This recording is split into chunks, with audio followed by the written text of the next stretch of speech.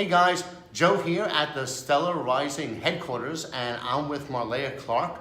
Thank you for joining us. Thanks so much for having me. Great to be here. So Marlea spoke at our toy session last month, and her presentation focus was on where have the Toys R Us shoppers gone. And since I wasn't there, we're doing the interview recap here. So, but before we get into the details, can you talk a little bit about, because this was all custom research, can you talk a little bit about the research and how you gathered it? Sure. So we have at Stella Rising a panel of about 22,000 women. It's called Glimmer because it glows with information. But it's about, as I said, about 22,000 women, although we are accessing men as well. But we really use it to gain insights. We can do research studies. We can activate influencers that way. And one of the things we love about it is that the women that we talk to give us the information because they want to share, and then they're able to share it out socially as well, depending on what the project is. And so for this particular research, we asked them all about their feelings on toys, what happened to Toys R Us, and we asked about 1,000 women, and they are equally distributed across the US. It's a great sample.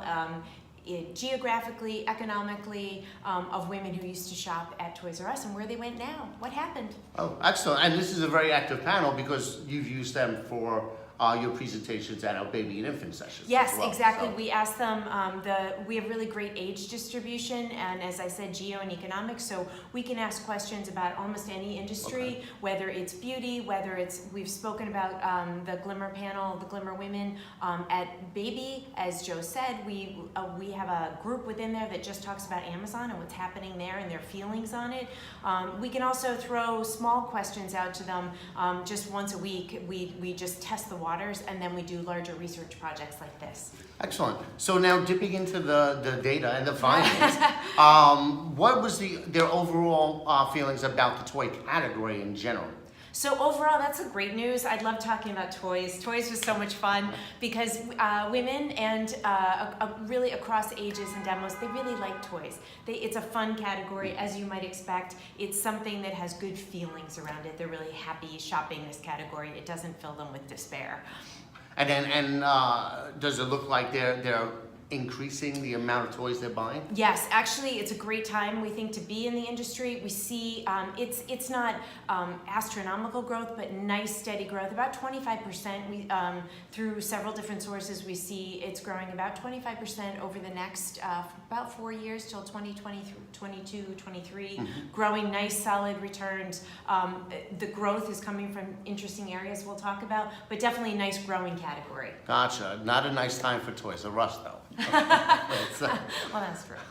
So talk a little bit about that, because I know you gave a little overview of the demise, and I'm sure most people are familiar with it, but for those, maybe someone who hasn't been around in 2 years, give a little, just a little summary of what happened. So Toys R Us, really, as we spoke to the women in Glimmer, and they really miss Toys R Us. So of our panel, 96% of the women we spoke to shop Toys R Us, so they really liked it. However, Toys R Us really was hit by a few different trends. First of all, I think we all know retail is challenged. It can be very exciting and rewarding, but it's definitely challenged, as we know.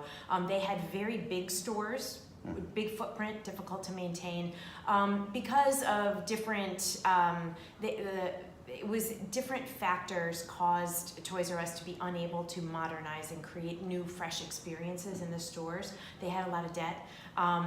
All of these factors combined with some changes, particularly with shoppers buying electronic type toys that you don't specifically purchase at a toy store. So they had a few difficult holiday seasons. All those things sort of combined in the perfect storm in 2018 to push them into bankruptcy and leave really, according to Forbes, over an $11 billion hole in the industry. Wow. So now who's filling that hole? Well, who is filling that hole?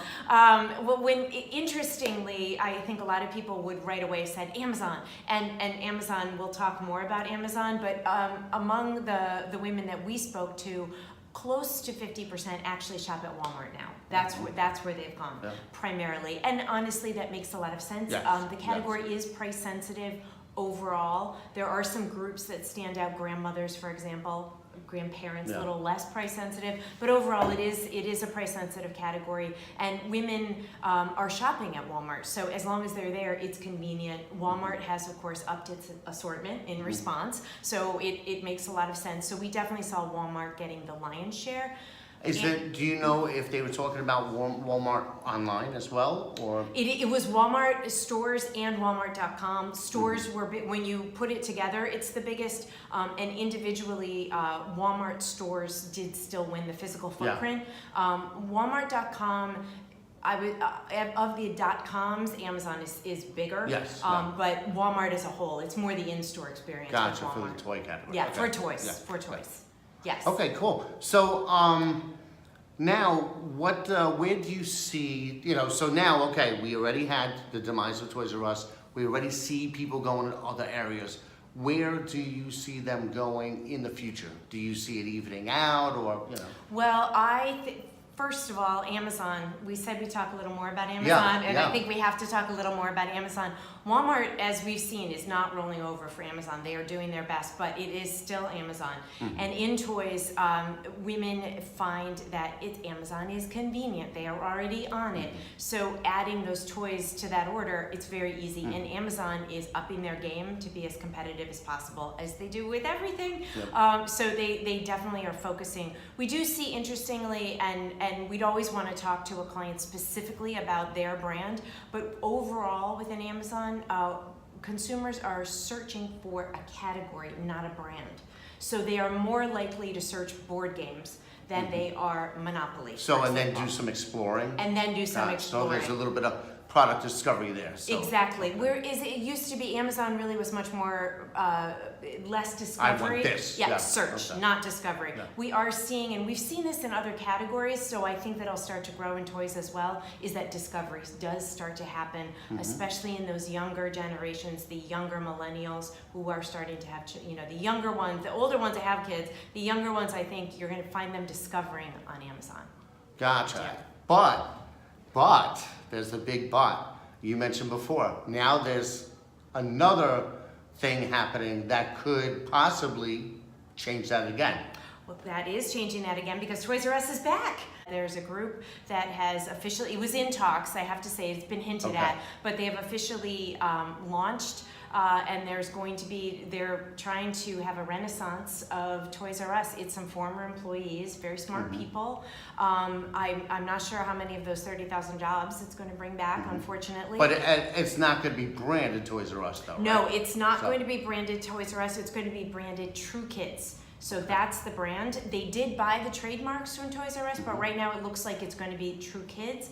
The plans are still a little bit amorphous. They're not finalized yet, but they're hoping to be up and running for this holiday season. So I wouldn't count it out. They also are going to be focusing on a much smarter retail footprint idea, Okay. much smaller stores, instead of 40,000 feet, 10,000 feet. And what, of course, as the marketer in me kills me, they want experiences. And Yes. that's what you must have. Yeah. And that's what Amazon doesn't have. And that's how you can beat Amazon. And frankly, you can beat Walmart and Target that way too. It's not a fun environment. And as we've seen in, say, beauty, you have the chance to go to Ulta or Sephora and have fun with it. We really think there's that opportunity for Toys R Us as well, or Tru Kids, Yeah. to have something fun and experiential. Could it be a store that you could have birthday parties for your child? Do something fun. That's going to draw people in a way that Amazon can't do, and that's a way to compete with them. I think that has great potential. Well, probably the most important question is, will Jeffrey be back? Well, they are keeping that very secret. They haven't spoken to me personally, but I think he's got to be back. I mean, that's half the fun, is Yes. really having Jeffrey back. You want a nice, happy giraffe again, not the sad one. Yep, definitely. So, and for those of you planning to attend next year's toy program, we will have Marlea back to give another update on what's going on. Yeah. So, thank you for joining us. You're welcome. Look forward to updating you. All right.